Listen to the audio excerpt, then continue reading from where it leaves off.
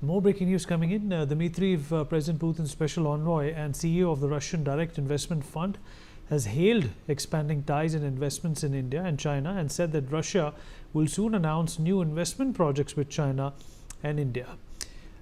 He also added there's more than just words between nations at the SCO, but actual programs being established for increased cooperation. This is, of course, a big statement coming through at this point in time. Professor Agarwal, Russia and China and India, three of the major countries at the global forum who have been impacted by American actions.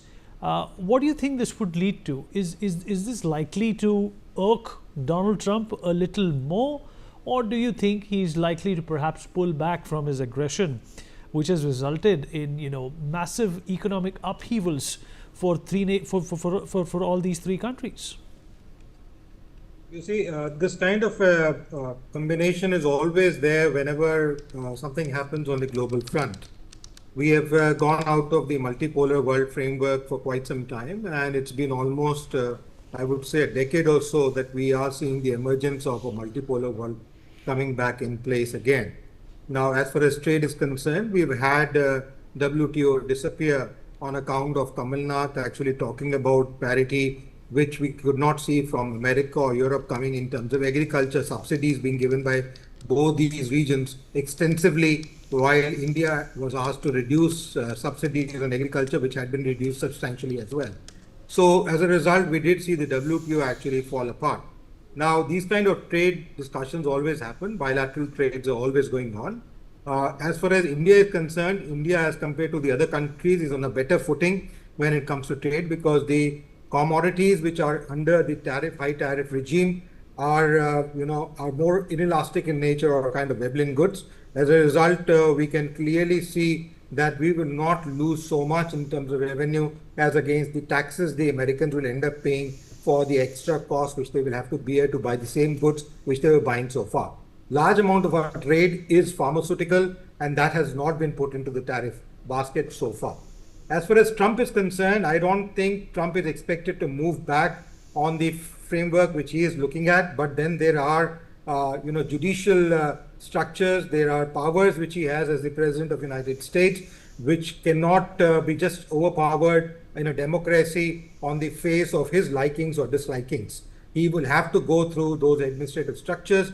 There are already questions raised on this front, and if he is not in the place, the tariffs will have to go off the chart as against what he is doing. He is actually supposed to take it to the Congress, get a confirmation, and then take these forward, which he has not done as per the reports which are coming.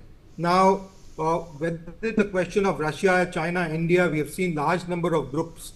Although we have differences with China, we have had some minor differences with Russia, but not major differences at all. Russia has been one of our strongest supporting partners since our independence. So I think that is something which is going to go forward. We may not support all acts of each other, but certainly they are important partners, and we will continue to have that strategic partnership. With the United States also, it is not falling apart of all contracts or trades.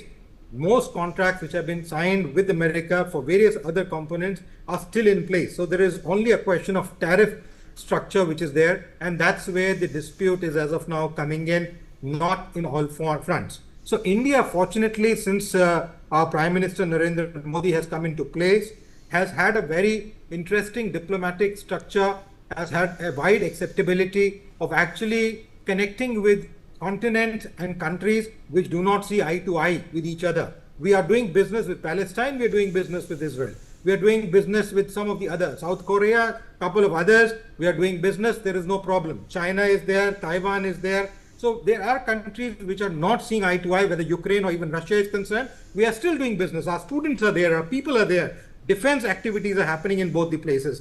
Equipments are getting supplied. So it is not that we are having a discontentment with any of these countries in specific, but the beauty of this particular government is that it is able to manage the diplomacy going on with contrary views coming together and not falling in the rift which many countries tend to fall.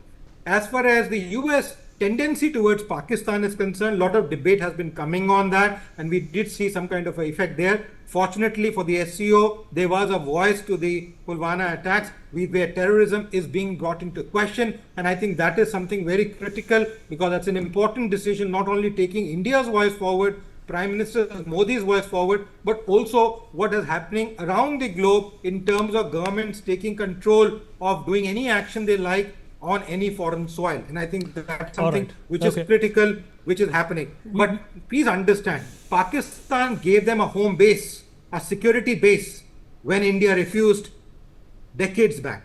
Now that makes the relationship between Pakistan and United States very critical. Whichever country in the world has given the United States a base, they have a soft corner for that country, because it has been seen even during Obama's time, Clinton time, and other regimes, even Bush time, that the administration in the United States plays much more stronger role than the president himself.